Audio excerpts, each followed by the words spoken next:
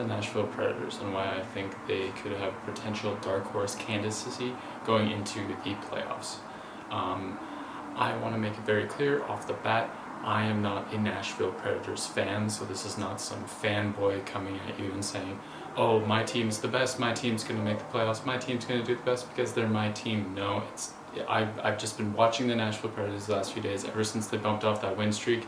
I've just been watching them a lot, reading a lot of their stats, looking into a lot of their players and their history, and after looking into all of that, I genuinely think they do have dark horse candidacy going into the playoffs.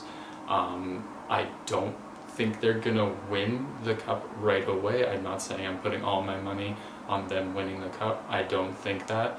I just think that we could have another 2019 St. Louis Blues situation where they aren't really talked about going into the playoffs. They're more of like a team that's maybe going to make it to the second round if they're lucky, and then they just go out and just fuck shit up and sweep the entire thing and take home the cup.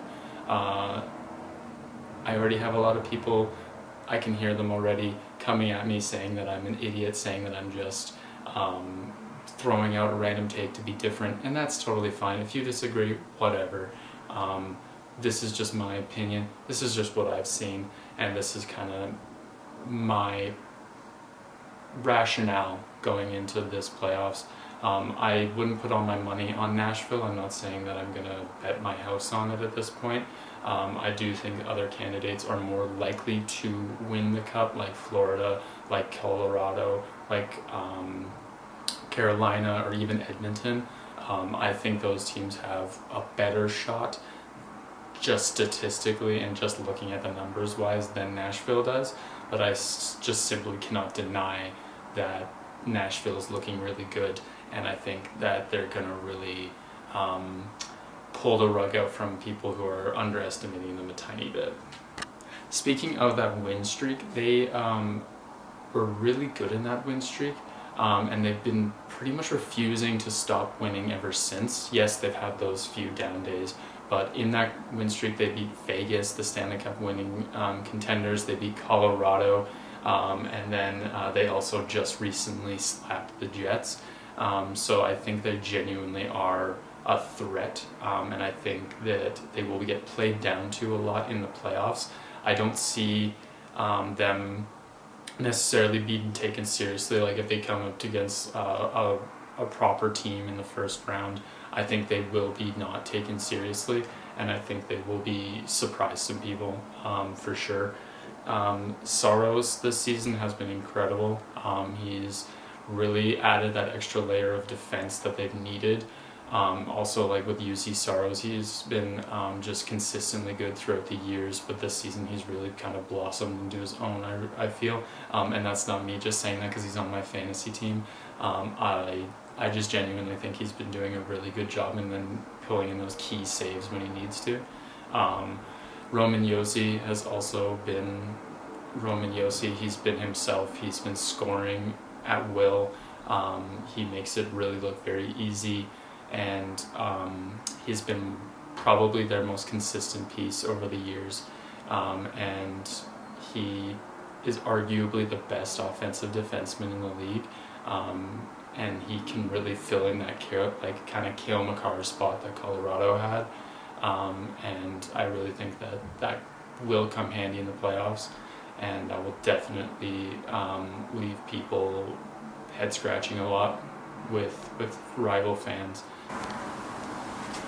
Not to mention Forsberg and Nyquist have also been really incredible this season. Nyquist in particular has been on a really recent run of just scoring and just scoring and scoring. He hasn't been able to stop.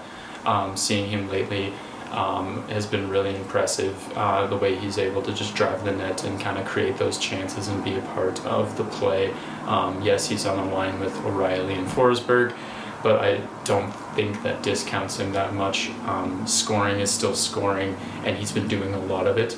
Not to mention Forsberg as well has been also incredible. He has shown that he can be a very consistent top 10 center in the league, and I really believe that he has added that all-star scoring and just consistent scoring that their forward core has needed for a long time. Not to mention Ryan O'Reilly being as consistent as ever.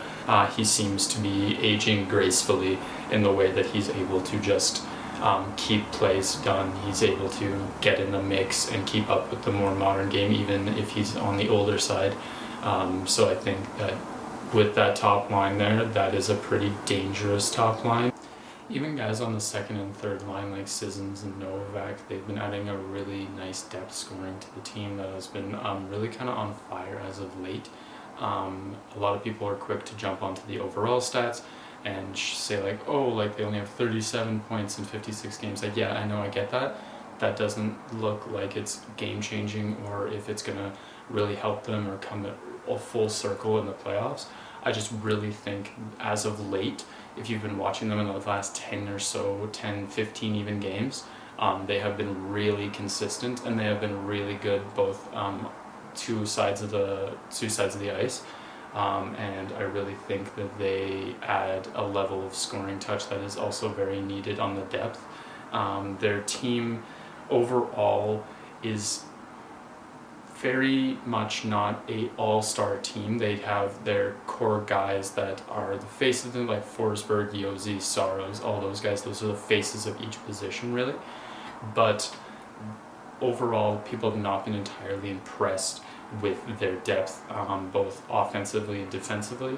But I really think that they can come in clutch when they need to. And with guys like with the veteran presence that they have with O'Reilly and with Sherwood, the guys who know what it takes to win a cup, to get all the way to the top of the mountain, I think that that will bring a much needed jolt in that locker room to know what to expect, to be able to kind of hype themselves up for the long battle to come. And I don't think that it'll be very easy. I'm not saying that they will do fantastic in the playoffs. I think most, if they do make it all the way there, I think most series would end in 6 to 7 games. I think they will have a very hard time of it, especially with teams against, like, if they go against Florida or Colorado or Boston or whoever. I totally hear your complaints. I totally say like they're totally fucked if they even meet like Dallas in the playoffs. I totally get that. Trust me, I get it. But I really, really think that they could pull off a 2019 Blues situation where the Blues, going into the 2019 playoffs, they were third in the Central, and they were 45, 28, and 9. The Preds, as of time of recording this video, are 38, 25, and 4, and also, I believe, third in the Central as well. In their last 10 games, the Preds are 8 and 2. In the last 5 games, the Jets, who they just beat, who a lot of people are pitting that the Jets would just destroy the Preds in the playoffs. They are 5 and 5 in their last 10. They are going on significant drop-offs, same with a lot of other teams that have been in the focal point of, oh, we're gonna make, they're gonna like sweep the playoffs, like these guys are the contenders, like guys like Boston, like Vegas, like the Jets. They have very much, as of recently, gone on a bit of a slump, and yes, that does happen before the playoffs. That doesn't necessarily mean that they're gonna just get swept immediately, but I do think that they are stumbling out of the gate, and they're going to have a really hard time kind of gaining that momentum, which the Preds are just riding off insane momentum right now. I think momentum is something that is very much underrated when it comes to playoffs or even like an individual game. The momentum that they were riding and have been riding on this absolute winning tear they've been on, I think that will be a key factor going into at least the first or second round, depending on how those rounds go. If the first round goes well for them, I think it'll translate to the second, and if the second round goes well for them, that'll translate to the conference finals, and like everything will kind of snowball from there, much like the St. Louis Blues in 2019. I do again want to make it very clear, I am not a Nashville Predators fan. I am perfectly in the middle on them. I have never hated them. I've never loved them. They have always just existed. They've always just been a part of the NHL that I've acknowledged exists, and now I'm acknowledging them in a way that Preds fans I think will appreciate. This video will probably age like milk in a couple months, and that's totally fine. But if I'm right here, it will also age like fine wine. And I get what you're saying, and I can hear it already. What happens when they meet New York? What happens when they meet Florida? I don't know. They'll probably lose. They'll probably get destroyed. But I'm just saying, I have a feeling that they'll surprise some people, and they will give teams that I think will brush over them a run for their money. And I think they'll make some players, coaches, and fans, a la the Leafs fans last year, look really dumb. And I'm excited for that. I love chaos hockey. It's my main love is chaos hockey. They are, man, if the Preds make it that far, I will look like a goddamn genius. And I really think they have a non-zero chance of making it to that next step where they have been really struggling in the past to get over that hump. So I think this year is their best year in a very long time, and their best odds at it in a very long time. If they can just keep playing the way they're playing, if they can just keep that momentum up, if Forsberg can keep being inhuman, if Saros can keep being a brick wall when he needs to be, that is really huge. And I think that could be huge for this team, for this conference. I'm excited to see them in the playoffs.